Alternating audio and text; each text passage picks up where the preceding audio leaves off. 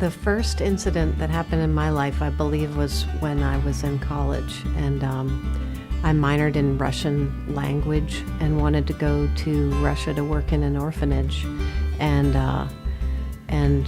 I gathered up a lot of toys that were donated by my church members to bring to the orphans. In fact, there were so many of them that we packed a big U-Haul truck, and I drove it down to JFK Airport and had boxed up all these boxes and got there and unloaded the boxes, and then realized at the tender age of 19 that there was a weight limit. You can't just bring an unlimited amount of boxes on an airplane. Duh.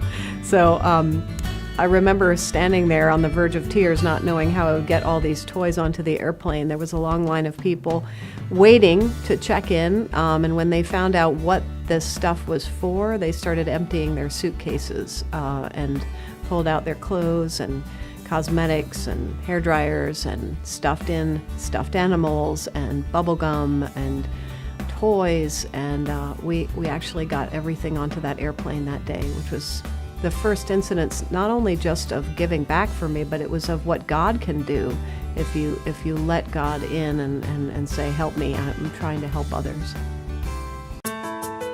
I believe my first philanthropic event happened very early on. I was a member of an inner city church in New Haven, Connecticut, which was a very poor city, actually, with a lot of people living on the streets. And we fed the homeless, and we gave out clothing.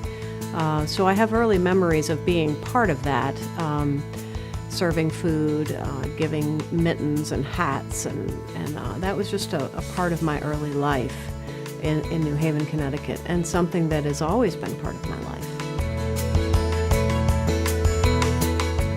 Besides Jesus, who clearly has had the most impact on my life, and still I hope will continue to impact my life, I would say that the person who is just another living member of my family is definitely my husband.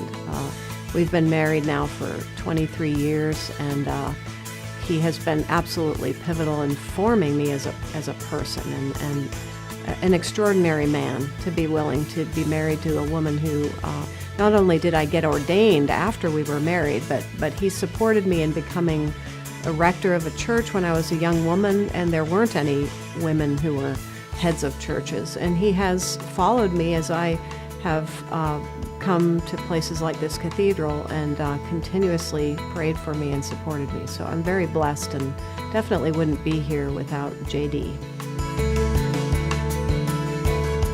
I think it's important for all human beings to give. In fact, it's part of who we are as God's creation. We were not designed to just take care of ourselves. And one of the, I think, illnesses of our culture is that we are always being told that the primary goal of our lives should be consumption, should be trying to make ourselves happy, either by buying things or losing weight or all of these things. But in actuality, the human being trying to make itself happy is not how we're designed, and it doesn't work. The way that we find joy and peace is in giving to others, in sort of getting out of the self and putting God first, and serving God by serving other people. That's when we become fully ourselves, and that's when we find happiness, joy, peace. So it's really who we are designed to be. We're just becoming who God intended for us to be. That's when miraculous things begin to happen. That's when people do extraordinary things, because they're no longer considering their own success or failure. The primary goal is no longer about themselves. And when we are following God's call in that way, we're capable of miracles.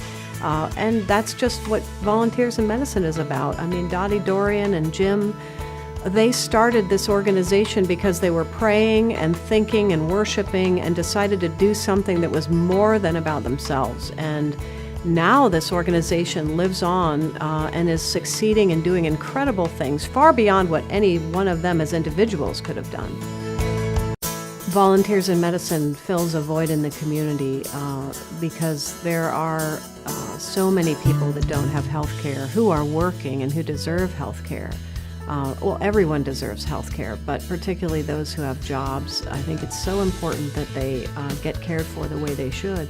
And in this time and place, we have so much uncertainty with regards to health care. We don't know what it's going to look like in 5 years, 10 years.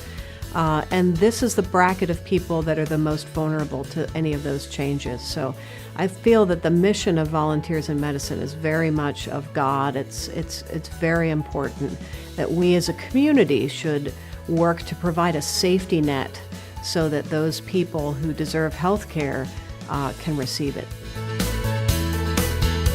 Having good health to me means providing yourself with the instrument that God made so that you can utilize it. Our bodies are meant to serve God, and our souls are meant to serve God, but we can't do that if the body isn't functioning well.